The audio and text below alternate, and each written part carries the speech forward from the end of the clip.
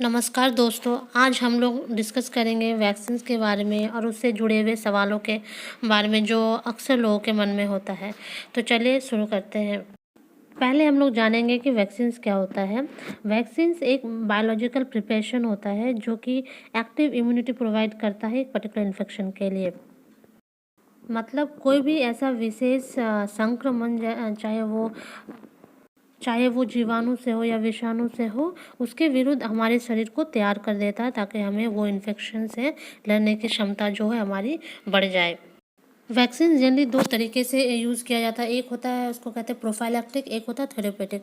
Prophylactic मतलब होता है कि कोई पर्टिकुलर बीमारी हुई नहीं है, लेकिन उसकी आशंका में जो वैक्सीन दिए जाते हैं, जैसे अभी कोरोना है तो कोरोना के लिए जो वैक्सीन दिया जा रहा है वो है प्रोफाइलैक्टिक। या थेरेपेटिक है, जैसे अगर बीमारी हो चुका है उसके लिए एज अ मैनेजमेंट के तौर पे दिया जाता है, उसको थेरेपेटिक कहते हैं।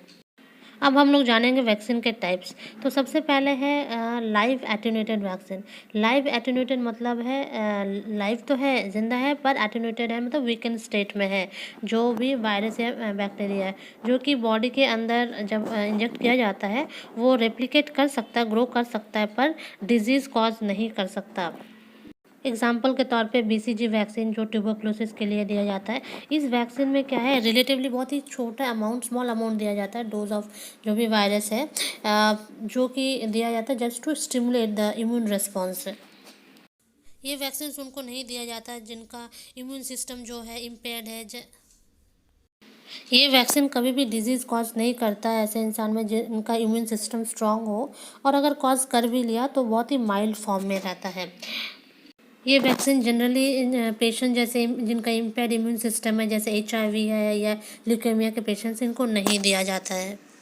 नेक्स्ट है इनएक्टिवेटेड और डेड वैक्सीन। इसमें जो माइक्रो ऑर्गेनिज्म उसको इनएक्टिवेट या फिर डेड करके फिर इंजेक्ट किया जाता है वैक्सीन के फॉर्म में। लास्ट है सब यूनिट, जो हम लोग अभी देखेंगे बाद में, पहले इनएक्टिवेटेड देख लेते हैं। ये जो डेड वैक्सीन है इसका एग्जांपल है जैसे पोलियो वैक्सीन है।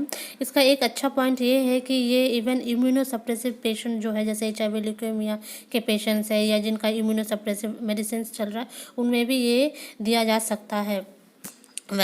डिसएडवांटेज इसका ये है कि इसमें मल्टीपल डोजेज ज़रूरत पड़ता है बूस्ट करने के लिए। जैसे आपने सुना होगा पोलियो का बार बार देना पड़ता है, या फिर हेपेटाइटिस ए है, इन्फ्लुएंजा है, पोलियो वैक्सीन, सारे वैक्सीन्स जितने भी है ये डेड वैक्सीन है। इसमें बार बार देना पड़ता है बूस्ट करने के लिए इम्यून सिस्टम को। नेक्स्ट है सब यूनिट वैक्सीन। इसमें क्या होता है कि कोई एक पार्ट, जैसे प्रोटीन या शुगर्स है या फिर डीएनए का कोई पार्ट है, उसको डिराइव किया जाता है डिजीज़ कॉजिंग ऑर्गेनिज्म से। इसमें जैसे प्रोटीन से डिराइव किया जाता है तो उसको प्रोटीन बोलेंगे, पॉलीसैकेराइड से पॉलीसैकेराइड, और न्यूक्लिक एसिड या डीएनए से तो न्यूक्लिक एसिड बेस्ड बोलेंगे। इसमें प्रोटीन बेस्ड वैक्सीन्स में कुछ होता है जो डिजीज़ कॉजिंग एजेंट के साथ रहता है, जैसे टेटनस वैक्सीन है, डिप्थीरिया वैक्सीन है। कुछ डिजीज़ कॉजिंग एजेंट के बगैर रहता है, जैसे कि हेपेटाइटिस बी का है या फिर ह्यूमन पैपिलोमा वायरस का जो वैक्सीन। प्योर पॉलीसैकेराइड बेस्ड पे क्या होता है कि जो बैक्टीरिया के बाहर जो शुगर या कार्बोहाइड्रेट मॉलिक्यूल रहता है उसको इसमें इंक्लूड किया जाता है। एग्जाम्पल के तौर पे न्यूमोकोकल या टाइफाइड डिजीज़ का जो वैक्सीन, ये वैक्सीन एडल्ट्स के लिए ज़्यादा अच्छा माना जाता है। नेक्स्ट है ये न्यूक्लिक एसिड बेस्ड वैक्सीन। इसमें क्या है कि न्यूक्लिक एसिड या फिर डीएनए का पार्ट जो यूज़ किया जाता है, जो माइक्रो ऑर्गेनिज्म या डिजीज कॉजिंग ऑर्गेनिज्म का यूज़ किया जाता है, ये थर्ड टाइप है सब यूनिट वैक्सीन का। एग्जांपल के तौर पे जैसे इन्फ्लुएंजा है, मलेरिया वैक्सीन है, कुछ कैंसर वैक्सीन में होता है। अभी सबसे कॉमन है कोविड-19 का वैक्सीन भी एक न्यूक्लिक एसिड बेस्ड वैक्सीन। अब प्रश्न उठता है कि क्या हमें वैक्सीन लेना चाहिए कि नहीं। तो जवाब है कि वैक्सीन ज़रूर लेना चाहिए। ये हमें एक पर्टिकुलर बीमारी के अगेंस्ट इम्यूनिटी देता है।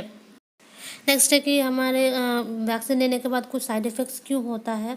तो जनरली क्या होता है कि हम वैक्सीन जब लेते हैं तो उसमें भी आपका वैक्सीन में बैक्टीरिया, वायरस या फिर उनके पार्ट्स रहते हैं, तो उसके वजह से जो इम्यून सिस्टम है हमारा बॉडी का वो रिएक्ट करता है। इसलिए कुछ दिनों के लिए कुछ ना कुछ सिम्टम्स दिखते हैं, किसी में कम किसी में ज़्यादा, बॉडी टाइप या बॉडी के इम्यून सिस्टम के अकॉर्डिंग वो काफ़ी नॉर्मल है। और ये जब आपका वैक्सीन आप लेते हो उसके बाद आप तो ऐसे भी डॉक्टर के देख रेख में आप रहते हो। नेक्स्ट है कि जैसे कोविड-19 का जैसे हमने वैक्सीन लिया और हम पॉजिटिव क्यों हो गए? तो कभी-कभी ऐसा होता है कुछ केसेस में कि वो डिज़ीज़ जो है माइल्ड फॉर्म में डेवलप हो जाता है, पर फिर कुछ ही दिनों में वो फिर बॉडी अपना रेजिस्टेंस बढ़ा लेता है, अपना इम्यून सिस्टम वो स्ट्रॉन्ग हो जाता है। तो ये थी सारी जानकारी वैक्सीन्स के बारे में। होप आपको ये अच्छी लगी हो, और अगर कुछ प्रश्न हो तो आप हमें ज़रूर पूछ सकते हैं कमेंट बॉक्स में।